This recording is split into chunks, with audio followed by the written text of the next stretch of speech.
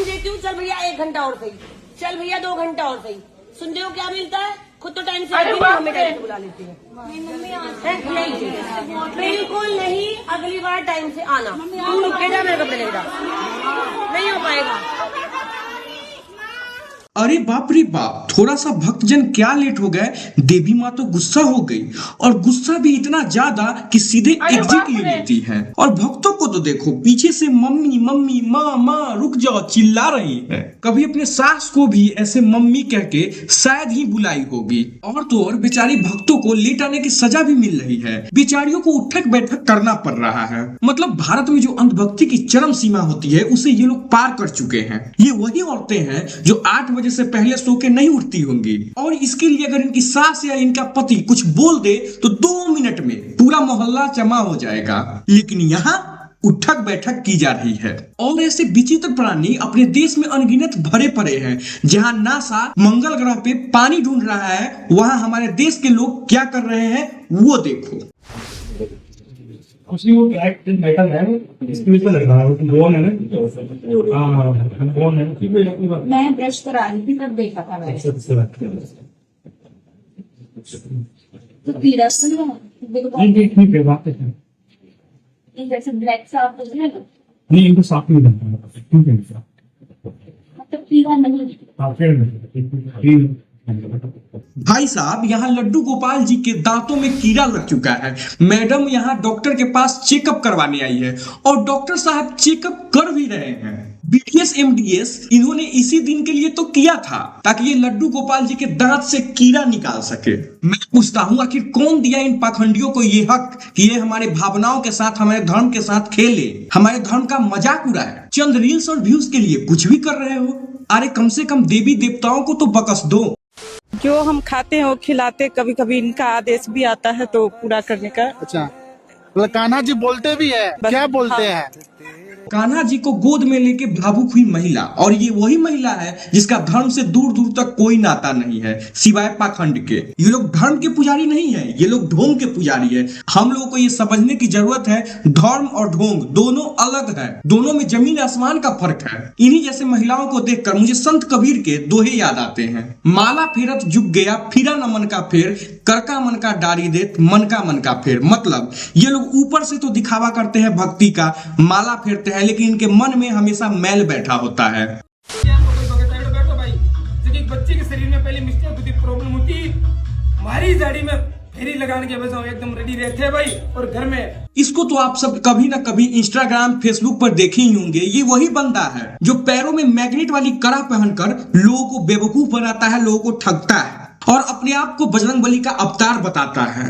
और अफसोस की बात तो ये है कि हम सब सनातनी ऐसे पाखंडियों के बातों में आ जाते हैं, फिर इसे अपना दान देना शुरू कर देते हैं। फिर ये लोग हमारे पैसों से फॉर्च्यूनर में और प्राइवेट जेट में घूमते हैं। पहले तो ये लोग अपने आप को धर्म का बहुत बड़ा प्रचारक बना के लॉन्च करते हैं, अपने आप को बहुत बड़ा पुजारी बताते हैं, फिर अचानक से ये लोग कथावाचक बन जाते हैं, फिर सेट है इन लोगों का वहां से बिजनेस। मैं आपको बहुत सारे ऐसे सबूत दे सकता हूं जहां पे साफ साफ दिखता है कि ऐसे जो भी कथावाचक है, इन लोगों का धर्म से दूर दूर तक कोई नाता नहीं है। इन लोगों का सिर्फ और सिर्फ धर्म के नाम पर बिजनेस करना है, उससे पैसा कमाना है। आप कोई भी कथावाचक को ले लो जिसको कोई नहीं जानता है, उससे अगर कथा कहने के लिए बात करने जाओ तो उसका फीस कम से कम 5 लाख रुपया है। और जो बड़े बड़े कथावाचक हैं, जिनका बड़ा बड़ा नाम है, जो अपने आप को धर्म का बहुत बड़ा ठेकेदार बताते हैं, उनका स्टार्टिंग फीस 11 लाख से कम किसी का नहीं है। अभी मेरे गांव में ही मार्च 2026 में भागवत कथा का आयोजन किया गया था, जहां पर एक 20-21 साल का लौंडा आया था और उसको फीस देने के लिए पूरे गांव से चंदा इकट्ठा किया गया था। और उस भागवत कथा का आयोजन करने में गांव का लगभग 11 से 12 लाख रुपया खर्च हुआ है, और उसके लिए गांव वालों से चंदा किया गया। और वैसे वैसे लोग से चंदा किया गया जो लोग दिन का मुश्किल से 300 रुपया भी नहीं कमा पाते हैं। आज भी बिहार में एक दिन का दिहाड़ी मात्र 300 रुपया है, और वैसे लोगों से चंदा कम से कम 500 लिया गया। इससे आप लोग अंदाजा लगा सकते हो कि हम लोग अपने धर्म को लेके कितने जागरूक है, या फिर हम लोग ऐसे पाखंडियों के चंगुल में फंस चुके हैं। मेरा मानना है ऐसे पाखंडियों को जहां देखो वहां से साइड हो जाओ, तभी हमारा धर्म बचेगा, तभी हमारा धर्म पवित्र बना रहेगा। आप सबको तो पता है कि इंडिया हमेशा ट्रेंड के साथ चलता है, चाहे वो किसी भी चीज का ट्रेंड हो। कभी हम लोग कपड़ा का ट्रेंड पकड़ के चलने लगते हैं, तो कभी हम लोग हेयर स्टाइल, कभी हम लोग अपने लाइफ स्टाइल का ट्रेंड पकड़ के चलते रहे। ये सब तो ठीक है, लेकिन हम लोग तो अब भगवान को भी ट्रेंड के हिसाब से मानते हैं। अभी आप सब देख रहे होंगे साल 2 साल से लड्डू गोपाल जी को गोद में लेके उनको ट्रेन में घुमाने का ट्रेंड बहुत ज्यादा विकसित हो गया है। लेकिन अगर आप इससे 15-16 साल पहले देखो तो इससे पहले साईं बाबा का ट्रेंड बहुत ज्यादा था, फिर उनका ट्रेंड खत्म हुआ तो श्री खाटू श्याम जी का ट्रेंड आया, अभी उनका ट्रेंड हल्का पड़ा है, तो लड्डू गोपाल वाला गैंग बहुत ज्यादा एक्टिव है। तो हम लोग ऐसे सनातनियों से क्या उम्मीद रख सकते हैं जो लोग ट्रेंड के साथ अपना भगवान बदलते हैं। ये जितने भी लड्डू गोपाल को अपना भाई बताते हैं, अपना बहन बताते हैं, अपना बच्चा बना के अपने घर पे रखते हैं, इन लोगों से सही से गीता का एक श्लोक नहीं बोला जा सकता है। इनसे अगर पूछ दो कि गीता में कितने अध्याय हैं, ये नहीं बता पाएंगे ठीक से।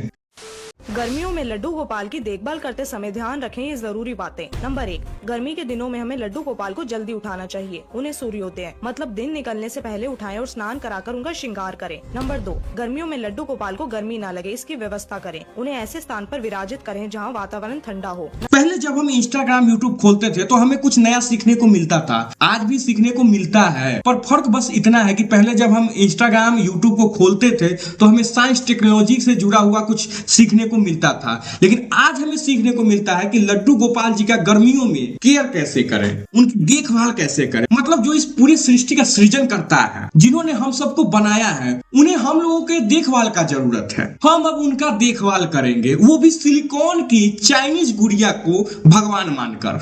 एक और रील के छोटे जोड़े को देखो। बाबू सो गए। एक्टिंग है। गोरी गोरी राधिका के नैनी कजरारे लाडी लाके लीने हो काली नैनी वाली ने ऐसा जादू डाला इसीलिए। ऑस्कर विनिंग परफॉर्मेंस इसे ही कहते हैं। इतना सेवा अपने माँ बाप का भी कभी कर लिया करो, शायद भगवान इससे ज्यादा खुश हो जाएंगे। इन्हीं जैसे के वजह से आज हमारा धर्म बर्बाद हो रहा है। मेरा मानना है इन पखंडियों के खिलाफ हम सबको एकजुट होकर कुछ ऐसा कदम उठाना पड़ेगा जिससे ये लोग हमारे धर्म को धंधा न बनाए और हमारे धर्म का झूठा सहारा लेकर पैसा कमाने का जरिया न बनाए। और मैं आप सबसे बस इतना कहना चाहता हूँ, ये जितने पाखंडी हैं, कथावाचक हैं, इन सब के चक्कर में मत रहो। रोज अपने घर पे ही पूजा करो, जहाँ भी देव स्थल है वहां पे जाओ, अपने धर्म के बारे में खुद से जानो, गीता का पाठ करो, और जहां भी ऐसे पाखंडी धोखेबाज लोग दिखे उसी गीता से एक श्लोक इनसे पूछ दो, ये लोग नहीं बता पाएंगे। तभी ये लोग हमारे धर्म को उपयोग करके अपना धंधा नहीं बनाएंगे। जितना हो सके इन लोगों से हमारे धर्म को बचाने की जरूरत है, तभी हमारा धर्म पवित्र और महान बना रहेगा। तो बस यार, आज के इस वीडियो में इतना ही। वीडियो आप लोग को अच्छा लगा तो वीडियो को लाइक कीजिए, चैनल पर नए हैं तो चैनल को सब्सक्राइब कीजिए, वीडियो को अपने दोस्तों में शेयर कीजिए। तो मिलते हैं अगले वीडियो में, तब तक के लिए जय श्री राम, जय हिंद, वंदे मातरम।